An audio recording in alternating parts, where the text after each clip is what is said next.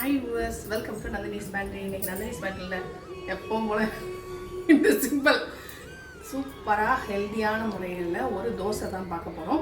வாங்க அதை குயிக்காக பார்க்கலாம். அதுக்கு முன்னாடி அதை எப்படி ப்ரிப்பரேஷன், அதுக்கு கொஞ்சம் ப்ரீ ப்ரிப்பரேஷன். இப்போ காலையில் ரெடி பண்ணிட்டோம்னா சாயங்காலம் தோசை பார்த்துக்கலாம், இல்லை இட்லி பார்த்துக்கலாம், இல்லை நைட் ரெடி பண்ணோம்னா காலையில் நம்ம ரெடி பண்ணிக்கலாம். அதே மாவு புளிக்கணும், அது ஒன்று தான்.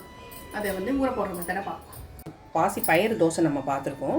பாசி பருப்பு தோசை தான் பார்க்க போகிறோம். இதில் நம்ம ரைஸே சேர்க்க போகிறது கிடையாது. ரொம்ப ரொம்ப ஹெல்த்தியானது. டயட்டில் இருக்கவங்க கூட சாப்பிடலாம். இதை தோசையாகவும் பார்த்துக்கலாம், இட்லியாகவும் பார்த்துக்கலாம். இது எப்படி பண்ணணும்னு காட்டுறேன் உங்களுக்கு. இது நீங்கள் எந்த கப்பில் கிளாஸில் எடுத்தாலும் சரி, இல்லை கப்பில் எடுத்தாலும் சரி, இந்த மாதிரி கிண்ணத்தில் இந்த மாதிரி இந்த மாதிரி கப்பு, இந்த மாதிரி கப்பில் எடுத்தாலும் சரி, எதில் எடுக்கிறீங்களோ ரெண்டுமே ஈக்குவல் அளவு. 1/2 கப் பாசி பருப்பு,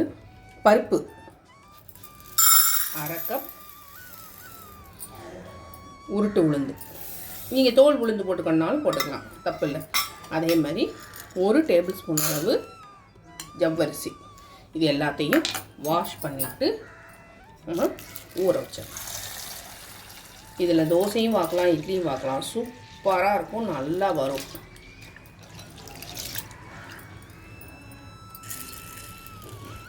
வாஷ் பண்ணிவிட்டு உங்களுக்கு காட்டுறேன். இப்போ வாஷ் பண்ணியாச்சு. இது ஒரு 2 மணி நேரம் ஊறுனா போகும். அதுக்கப்புறம் நம்ம இதை அரைச்சி உப்பு போட்டு கலந்து ஃபெர்மெண்டேஷனுக்கு வைக்கிறோம். ஃபஸ்ட்டு இது 2 மணி நேரம் நல்லா ஊறட்டும், அதுக்கப்புறம் காட்டுறேன்.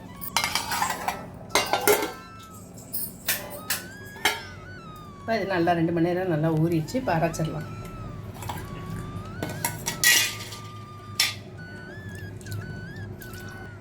ரெண்டும் அழகாக ஊறிச்சு. இப்போ இதை அரைச்சிடலாம்.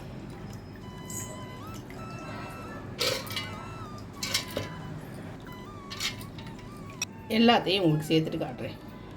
நான் ரொம்ப கொஞ்சமாக தான் போட்டேன். அப்பப்போ ஃப்ரெஷ்ஷாக அரைச்சிக்கலாம். அதனால தான் நான் அளவு கம்மியாக போட்டிருக்கேன். நான் 3 பேத்துக்கு தாராளமாக ஒரு நேரத்துக்கு இட்லி வரும். கொஞ்சம் தண்ணி, மிச்சம் தண்ணியே ட்ரைன். இந்த ஜவ்வரிசியும் இதில் சேர்த்துடலாம்.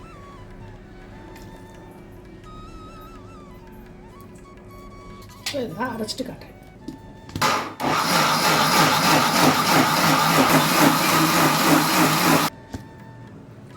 இந்த இட்லியோ இதில் தோசையும் பார்க்கலாம், இட்லி பார்க்கலாம். இந்த இட்லியை இந்த ஆப்ரேஷன் பண்ணவங்க, வயிறு புண்ணு இருக்கிறவங்கலாம் இந்த பாசிப்பருப்பு நிறைய சேர்த்துக்கிட்டா, பயிரும் பருப்பும் சேர்த்துக்கிட்டா நல்லா வயிறு புண்ணை சீக்கிரம் ஆற்றும். மேக்ஸிமம் நல்லா இட்லியாகவே சாப்பிட்றது ரொம்ப நல்லது. மிக்ஸி அலம்பின தண்ணி, அதை மற்ற கொஞ்சம் அளவாக சேர்த்துருவோம். இந்த உப்பு போட்டு இதில் கரைச்சி வச்சிடலாம். அலம்பின தண்ணி விட்டது தான் இந்த அதோட நோரை தான் அலம்பின தண்ணி விட்டது. அப்போ உப்பு போட்டேன். கல் உப்பும் போட்டு கரைச்சி வைக்கலாம். நான் இந்த உப்பு போடுறேன். ஒரு 5-6 மணி நேரம் கழித்து இதை நம்ம இட்லியாக வாத்து உங்களுக்கு காட்டுறேன். இப்போ இது நல்லா உப்பு போட்டு கரைச்சி வச்சாச்சு. நல்லா பொளிச்சு வரட்டும். எவ்வளோ மணி நேரம்? ஒரு 6 மணி நேரம் கழிச்சு பார்த்தீங்கன்னா அரைச்ச மாவு புளிச்சிருச்சு. நான் கொஞ்சமான அளவு அரைச்சி வச்சதுனால இது புளிச்சிருச்சு. இதை நல்லா கலந்து விட்டுட்டு நம்ம ஒரு தோசை வறுத்து காட்டுறேன். ரொம்ப ரொம்ப டேஸ்ட்டாக இருக்கும். இது உங்களுக்கு பார்த்தீங்கன்னா ஃபெர்மெண்டேஷன் ஆனது ஒரு மாதிரி பொங்கி ஒரு மாதிரி இதாக தெரியல. இல்லை, அது புளிச்சிருச்சு. நல்லா அந்த ஸ்மெல் எங்களுக்கு நல்லா வருது. என்ன காரணம்னா, கொஞ்சம் வெயில் அடிக்குது, கொஞ்சம் வெயில் இல்லாமல் இருக்குது கிளைமேட்டு. கொஞ்சம் ஃபேன் போட்டால் குளிருது, ஃபேன் போடலைன்னா வேர்க்குது. அப்படி ஒரு கிளைமேட் ஆகிடுச்சு. அதனால தான் இது புளிக்கிறது கொஞ்சம் லேட் ஆகுது. ஆனால் இது புளிச்சிருச்சு. நல்லா பிடிச்சதுக்கப்புறமே தோசையோ இட்லியோ வரேங்க.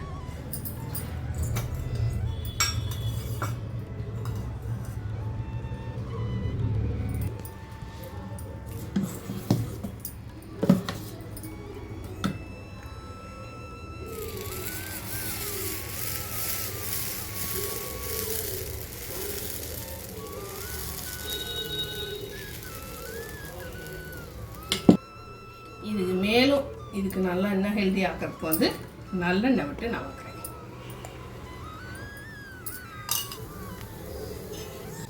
நல்லா ஃபெர்மெண்டேஷன் ஆனால் தான் இந்த ஓட்டையாக தெரியுது பாரு, ஏர் பபிள்ஸ் அது ரிலீஸ் ஆகும். அப்போ தான் அழகாக எடுக்க வரும். ரொம்ப ரொம்ப ஹெல்த்தியான ஒரு எப்படி இருக்குது சூப்பராக இருக்குமா? எந்த ஒரு கலரோ அந்த மாதிரிலாம் எதுவுமே சேர்க்கணும். மஞ்சள் பொடியோ அந்த மாதிரிலாம். பாசிப்பருப்பு, உளுந்து, வெந்தயம், சாரி பாசிப்பருப்பு, உளுந்து, ஜவ்வரிசி, அவ்வளோதான். ஜவ்வரிசி நல்லது, நம்ம அளவாக சேர்த்துக்கலாம். டெய்லி பண்ண போகிறது கிடையாது. ஒரு வாரத்தில் ஒரு தடவையோ 10 நாளைக்கு ஒரு தடவையோ ஜவ்வரிசி சேர்த்துக்கலாம். ஏழை கிழங்கு, ஆழ்வெளி கிழங்கு, கப்பக்கிழங்குன்னு சொல்லுவாங்கள்ல, அதுலேருந்து தயார் பண்ணுறது தான் ஜவ்வரிசி. அதனால் அதுவுமே நம்ம 1 டேபிள் ஸ்பூன் அளவு தான் நம்ம போட்டுட்ருக்கோம். இது எல்லாமே ரொம்ப உடம்புக்கு நல்லது. கண்டிப்பாக ட்ரை பண்ணி பாருங்கள்.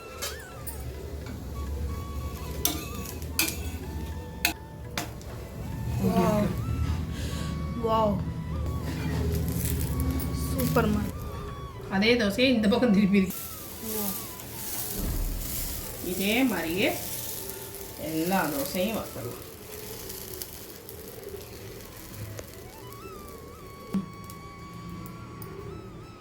வயிறு புண்ணெல்லாம் ஆற்றும். இப்போ வந்து சிசேரியன் பண்ணி தான் நிறைய பேருக்கு குழந்தை பார்த்தனால அவங்களாம் பாசி பருப்பு, இந்த மாதிரி பருப்பு வந்து கூட்டில் மிளகு சேர்த்துட்டு கூட்டு பண்ணி சாப்பிடணும்.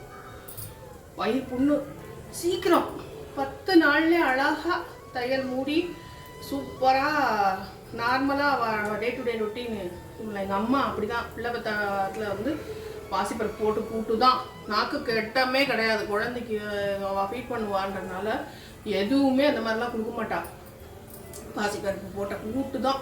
கூட்டு சாதம் கூட்டு அந்த மாதிரி தான் இதாக கொடுப்பா. ஆனால் பாசிப்பருப்பு அவ்வளோ நல்லது உடம்புக்கு. வயிறு புண்ணு ஆற்றும்.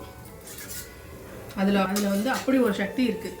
வாய்ப்புண்ணு, வயிறு புண்ணு இதெல்லாம் இருந்ததுன்னா இந்த மாதிரி தோசையோ இட்லியோ எண்ணெய் கம்மியாக விட்டு, இல்லை எண்ணெய் சும்மா அந்த சீசனிங் மட்டும் பண்ணிவிட்டு வருடம் பார்த்து அந்த மாதிரி சட்னி வச்சு சாப்பிடலாம். உடம்புக்கு அவ்வளோ நல்லது.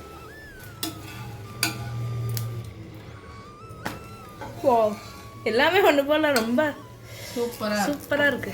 அப்படி முருங்கல் பாரு. சாம்பாரோடையோ இல்லை சட்னியோடையோ இல்லை இந்த மாதிரி கொள்ளு பொடியோடையோ சூப்பராக அதோட எந்த இதுனாலும் நல்லா இருக்கும். தோசை அருமையாக இருக்கும். வெய்ய காலத்தில் இந்த மாதிரி இட்லி எண்ணெய் இல்லாமல், ரொம்ப எண்ணெயே இல்லாமல் தோசை அந்த மாதிரி பண்ணி சாப்பிடுங்க. அல்சர் அது மாதிரிலாம் வரவே வராது. வீட்டு சாப்பாடு சாப்பிடும்போது எந்த நோய் நொடியும் வராது. நந்தினி ஸ்பேண்டே ஃபாலோ பண்ணிங்கன்னா சுத்தமாக நோயின்ற பேச்சுக்கே இடமில்லை. எல்லோரும் நல்லா ஹெல்த்தியாக இருக்கும். கண்டிப்பாக இந்த ரெசிபி உங்களுக்கு பிடிச்சிருக்கு. நம்ம ரெசிபி பிடிச்சிருந்துன்னா லைக் பண்ண மறந்துடாதீங்க. லைக் பண்ணுங்கள். ரெசிபி பிடிச்சவங்க கண்டிப்பாக லைக் பண்ணுங்கள். என்ன சொல்கிறது, என்ன தேவையில்லாத கண்டது கிடையாது. மைதா, பேக்கிங் சோடா, இந்த சோடா அந்த சோடா அதெல்லாம் போட்டுலாம் எதுவுமே இல்லை. நாக்குக்கு ருச்சியாகவும் இருக்கும். அந்த மீன் மேல் ஹெல்த்துக்கும் நல்லது. அதனால் நந்தினி ஸ்பேண்டே சப்ஸ்கிரைப் பண்ணி வச்சுக்கோங்க. பெல் ஐக்கானை கிளிக் பண்ணி வச்சுக்கோங்க. ஃப்ரெண்ட்ஸ் அண்ட் ஃபேமிலிக்கு ஷேர் பண்ணுங்கள். கண்டிப்பாக ட்ரை பண்ணி பாருங்கள். பாய். அம்மா உனக்கு ஒரு வார்த்தை. ஃபஸ்ட்டு மிளகா பொடியோட சாப்பிடு. சவுண்டு